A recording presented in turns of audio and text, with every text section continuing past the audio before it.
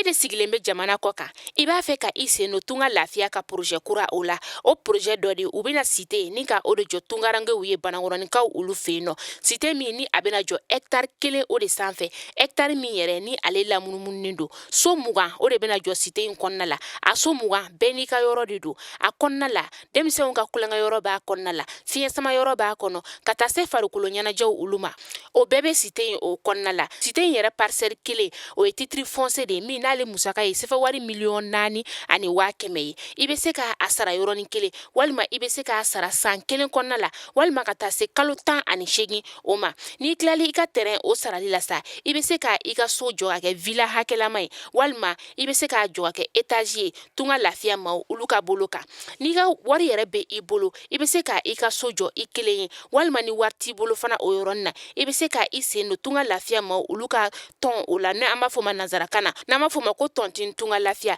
walasa ka se ka I ka so ale jɔ cité o kɔnɔna la o t'a bannen dɛ tunga lafiya ma o bɛna tila ka immeuble fana jɔ cité in kɔnɔna la immeuble min n'i bɛ se ka appartement o san chambre 3 de b'a kɔnɔna la ale ni salon 1 a musaka bɛ t'i jɔ sefa wari 15,000,000 la ka taa se sefa wari 17,000,000 ma I bɛ se ka o fana sara dɔɔni fo ka taa se san 2 ani tila ma.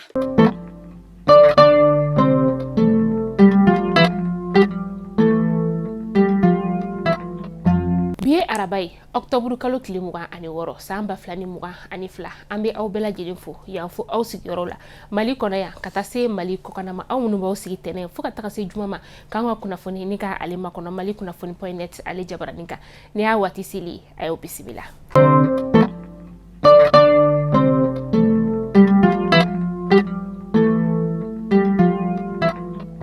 Kunnafoni daminɛla bi an b'a daminɛ ni an ka ministre ɲɛma ale ka kunnafoni ye ni o ye colonel Abdoulaye Maiga ye colonel Abdoulaye Maiga kunu octobre kalo tile 25 san 2022 a ye Croix Rouge ɲɛma ni ka ale bisimila Croix Rouge ɲɛma madame Aigera a ye to kuma kɔnɔna la ni ka a yira an ka ministre ɲɛma la ka fɔ ko ale kɔni bɔra Gawokaw olu fɛ yen nɔ min ni a ye fɛn caman ni ka o waleya Gawo dugu o kɔnɔna la fo ka taa se an ka jamana ale cɛmancɛ bolo yan fanfɛla o la an ka ministre ɲɛma a ye foli kɛ ni ka ɲɛsin ni musoba in ma ka sababuya kɛ a bɛ ka baara minnu ni ka o kɛ an ka jamana o kɔrɔ yan fanfɛla ni a cɛmancɛya bolo yan fanfɛla o la an ka ministre ɲɛma a y'a yira Croix Rouge ɲɛma la ka fɔ ko nin wagati in na wagati yɛlɛma kɔni ale bɛ jamana kɔnɔdenw kan fo ka taga se lakanabaliya o ma Croix Rouge kɔni ka I jija o baaraw olu kɛli la min yɛrɛ ni Croix Rouge ni Mali ka bolodi ɲɔgɔnma ni ale sinsinnen don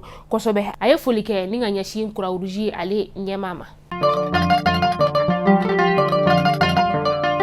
An ka ministre min bɛ yen nɔ ni ale ɲɛsinen bɛ an ka jamana ni jamana wɛrɛ koɲɛbɔ olu ɲɛnabɔli ma ni o ye Abdoulaye Diop ye Abdoulaye Diop kunu fɛn min ye Sénégalikaw ka jamana ɲɛmaa ye ni o ye Macky Sall ye a ye Abdoulaye Diop ni ka ale bisimila Abdoulaye Diop bisimilalen Abdoulaye Diop kɔni a ye an ka jamana ɲɛmaa n'o ye colonel Assimi Goïta ye a ye ale ka ci ni ka o lase Sénégalikaw ka jamana ɲɛmaa ale ma min ni o dɔ de ye k'a fɔ ko a bɛ Macky Sall ni ka ale fo ka sababuya kɛ a cɛsirilen don kosɛbɛ jamana ale jɔli la.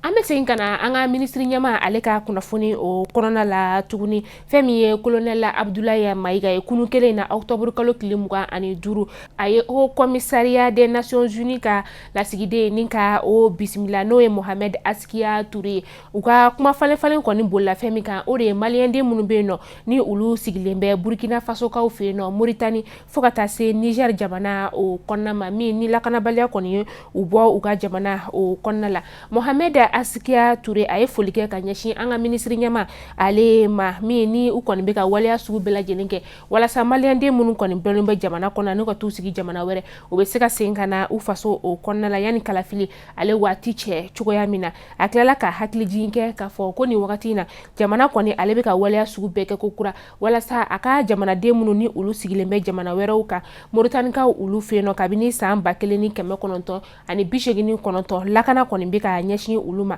colonel Abdoulaye Maiga a ye hakililajigin kɛ k'a fɔ ko ka segin ka na jamana o kɔnɔna la ni o ye maliyɛnden minnu bɔlen don u sigiyɔrɔ la o kɔni ye jamana ale ka laɲiniba ye kɛrɛnkɛrɛnnenya na fɛn min transition ye.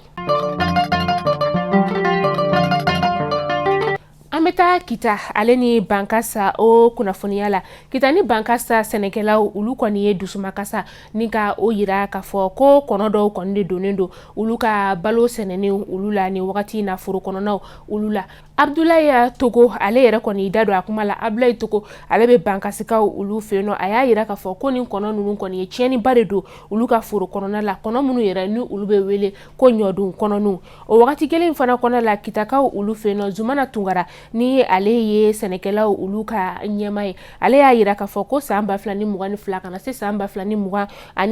sɛnɛw laɲini kɔni ma ko kita kɔni ale sen tɛna ye o la ka sababuya kɛ fɛn min ye kɔnɔ nunu ye a ye tiɲɛni ba de do u ka foro kɔnɔnaw ulu la ni kɔni kɛra gɛlɛya ye sɛnɛkɛlaw ulu yɔrɔ la. Ala ye Togo ni ale fɛnɛ kɔni ye bankasikaw ka sɛnɛkɛlaw ulu ka ɲɛma ye ale fana y'a yira ka fɔ ko ni kɔnɔ nunu kɔni kɛlɛli kɔni tara ka dan kɛ kabini san 2008 ko ni gɛlɛya in kɔni be ulu ka ɲɛma se ka sɔrɔ a la halisa.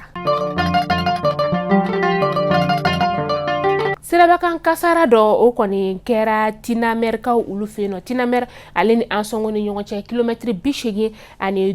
a kɛra octobre kalo tile 24 tɛmɛni a kɛra sababu ye sa ni ka maa 10 bɔɲɔngo ka ulu jogi ni maa minnu ni ulu jogina sa ulu ta ni ka taa n'ulu ye lapitaniso la. Seerebolomɔgɔw ka fɔ la ko ni camion kɔni ale tun bɛ ka bɔ dɔgɔjɔyɔrɔ o de la n'o ye Endelman na dɔgɔ ye a kɔni tora boli la ni ka bin a yɛrɛ ma a tun bɛ boli dama tɛmɛ ko jugu la o n'a ta bɛɛ fana ko sira fana o maɲi.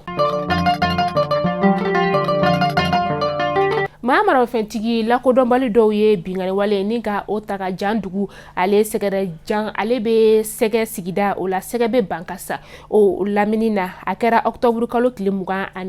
tɛmɛni. Seerebolomɔgɔw ka fɔ la ko ni maa nunu yɛrɛ kɔni u y'u to kulu de sanfɛ ni ka mugu ka o ci dugulamaw la fɔlɔ a yirala ka fɔ ko maa kelen kɔni o bɔnɛna a ni na dugulamaw ulu la u bololamina caman ulu tiɲɛna u kila tuguni ni ka tasuma ka o don u ka jiginɛw la ani u ka sow ka tasuma don ulu la ni ka ulu jeni.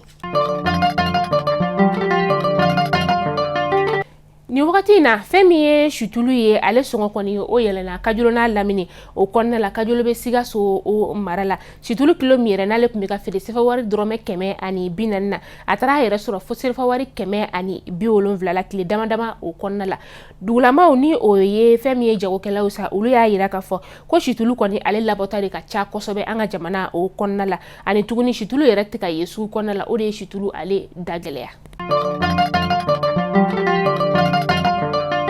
Mali kunnafoni jabarani lajɛbaw kunnafoni damadama tun bɛ an bolokɔrɔ bi ni k'a da u tulo kan o de tun ye nin hakili la aw ye faamuyali caman ni ka o sɔrɔ an ka bi kunnafoni olu la Tunga Lafiya ale de anw ka kunnafoni ale jukɔrɔma dondoba ye Tunga Lafiya ko k'a da ka client kelen-kelenna bɛɛ lajɛlen tulo kan ka fɔ ko u ka cité tako filanan o baaraw ulu daminɛna Banangɔrɔnikaw ulu fe yen nɔ cité min ni ale bɛna jɔ hectare 3 o de sanfɛ tɛmɛnen ta la o kun ye cité fɔlɔ ye olu kɔni nin sen cité o ka bon ni cité filanan ka sababu kɛ client ulu ka laɲini o kɔnɔna la man be fɛ sa i senga ye Tunga Lafiya maw ka nin terrain kura in ale la n'o y'u ka cité sa terrain nunu ale da ka nɔgɔn sefa wari 4,400,000 o de ye terrain kelen-kelenna bɛɛ lajɛlen ye wa terrain nunu ye titre foncier ulu de do namara t'a la yuruku fɛnɛ o t'a la ni ye Tunga Lafiya maw wele sa kunnafoni caman u bɛ tila ka o da i kulo kan terrain ko ale la terrain i bɛ se k'ale sara dɔndɔni san kelen o kɔnɔna la kalo kalo i bɛ euro wari 572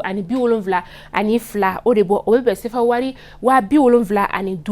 dɔrɔmɛ 40 o de ma o ye a dɔgɔdɔgɔni sarata ye ne mɔgɔ min fana bɛ yen nɔ k'i ka 4,500,000 o b'i bolo n'o y'i ka 4,400,000 i b'a ta i b'a di Tunga Lafiya maw ma sarali wɛrɛ tɛ e ma ni o banna tuma min na programme kura ni o ye sojɔ programme ye an bɛ sɔrɔ k'an da don la nka ni wagati in na fɛn min ye terrain ale tali olu de bɛ sen na o tuma la i tɔgɔ sɛbɛn joona Tunga Lafiya maw olu ka nin terrain tako kura o la ni o ye Tunga Lafiya ka nin sojɔ kura ye o ye o tuma la ni aw mɔgɔ min mago bɛ kunnafoni wɛrɛ la sa aw bɛ weleli kɛ Tunga Lafiya maw olu ka nɛgɛjuru sira la o de ye 00 336 41 94 03 80 n'a y'a kongo dɔrɔn aw n'u bɛ ɲɔgɔn sɔrɔ WhatsApp o kan Tunga Lafiya ale nana tungaranke olu lafiyali o kama aw k'an bɛn sini inshallah kunnafoni kuraw olu kɛnɛ kan.